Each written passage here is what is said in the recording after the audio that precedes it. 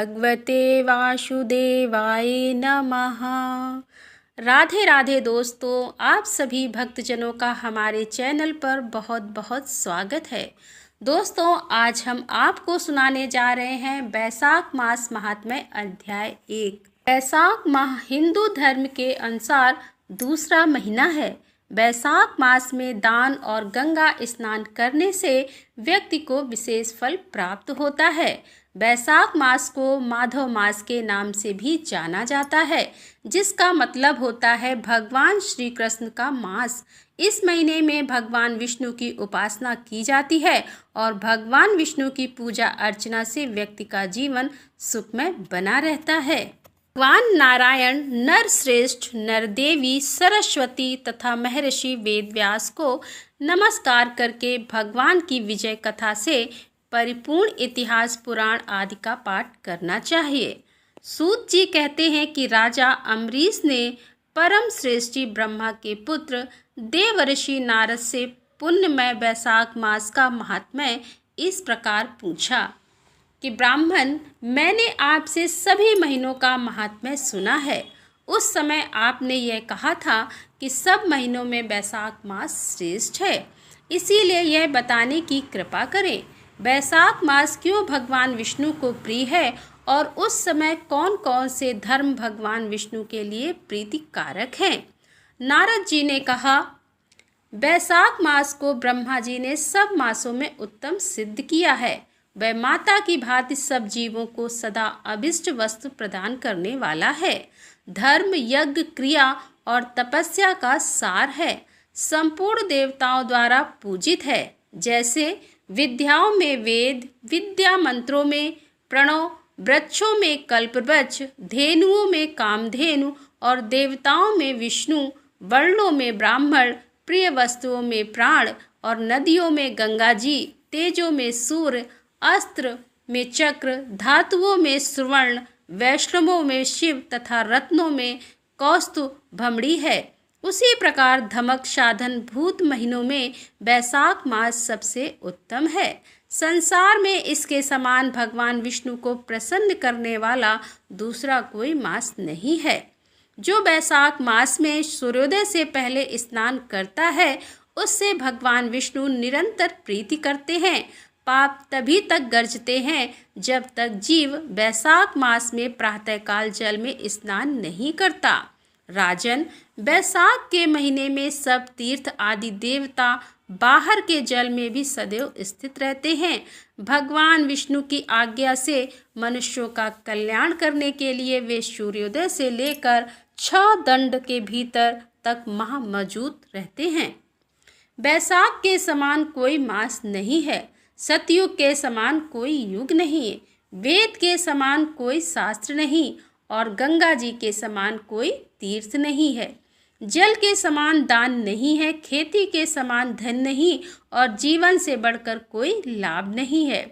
उपवास के समान कोई तप नहीं, दान से बढ़कर कोई सुख नहीं और दया के समान धर्म नहीं और धर्म के समान मित्र नहीं। सत्य के समान यश नहीं, आरोग्य के समान उन्नति नहीं, भगवान विष्णु से बढ़कर कोई रक्षक नहीं और वैशाख मास के समान संसार में कोई पवित्र मास नहीं। ऐसा विद्वान पुरुषों का मत है। वैशाख श्रेष्ठ मास है और शेषशायी भगवान विष्णु को सदा प्रिय है। सब दानों से जो पुण्य होता है और सब तीर्थों में जो फल होता है, उसी को वैशाख मास में मनुष्य केवल जल दान करके प्राप्त कर लेता है। जो जलदान में असमर्थ हैं, ऐसे ऐश्वर्य की अभिलाषा रखने वाले पुरुष को उचित है कि वह दूसरों को प्रबोध करे, दूसरों को जलदान का महत्व समझाए। यह सब दानों से बढ़कर हितकारी है। जो मनुष्य वैशाख में सड़क पर यात्रियों के लिए प्याऊ लगाता है, वह विष्णु लोक में प्रतिष्ठित होता है। नृपश्रेष्ठ प्रपादान देवताओं, पितरों तथा ऋषियों को अत्यंत प्रीति देने वाला है। जिसने प्याऊ लगाकर रास्ते के थके मादे मनुष्यों को संतुष्ट किया है, उसने ब्रह्मा, विष्णु और शिव आदि देवताओं को संतुष्ट कर लिया है। राजन, वैशाख मास में जल की इच्छा रखने वालों को जल, छाया चाहने वालों को छाया और पंखे की इच्छा रखने वाले को पंखा देना चाहिए। राजेंद्र, जो प्यास से पीड़ित महात्मा पुरुष के लिए शीतल जल प्रदान करता है, वह उतने ही मात्र से 10,000 राज्य सूर्य यज्ञ को फल पाता है। धूप और परिश्रम से पीड़ित ब्राह्मण को जो पंखा डुलाकर हवा करता है, वह उतने ही मात्र से निष्पाप होकर भगवान का पार्षद हो जाता है।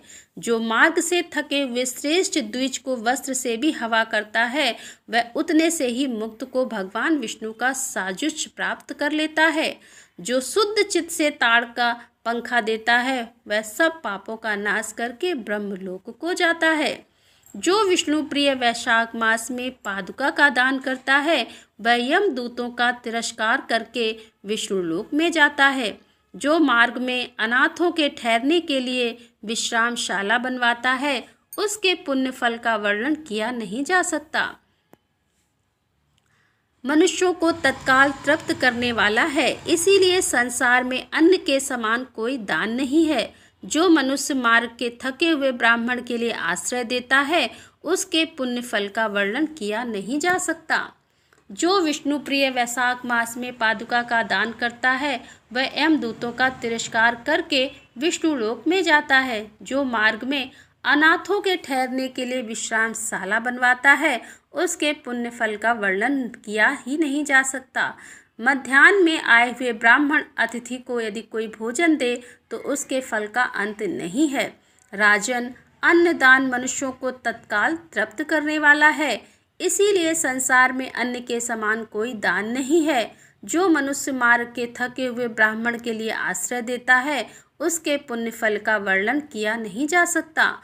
भूपाल जो अन्नदाता है, वह माता पिता आदि का भी विस्मरण करा देता है, इसीलिए तीनों लोकों के स्वामी अन्नदाता की प्रशंसा करते हैं।